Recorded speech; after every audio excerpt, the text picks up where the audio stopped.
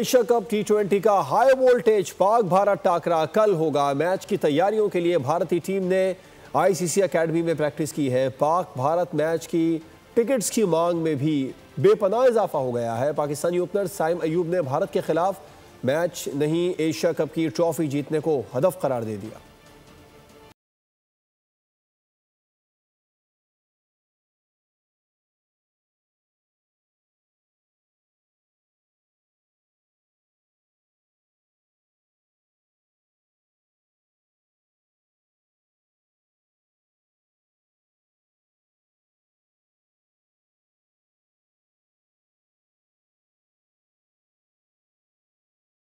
पाकिस्तान और भारत के दरमियान घुमसान का रन पड़ेगा।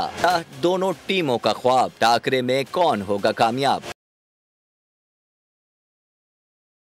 शर्ट्स पूरी तरह से तैयार करने को हरीफ पर कारीवार। पाकिस्तान टीम के असले खाने में एक से बढ़कर एक मोहलिक हथियार। भारतीय टीम को ना मिल सकेगी राह फरार। पाकिस्तानी बैटर्स ने लगा ली बल्ले को धार। एक्सप्रेस बॉलर्स भी दिखाएंगे पूरी रफ्तार।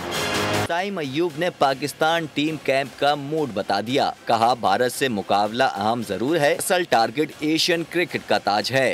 भारत ने इवेंट के अपने पहले मैच में यूएई को हराया। पाकिस्तान ने ओमान को 93 रन से धूल चटाई थी।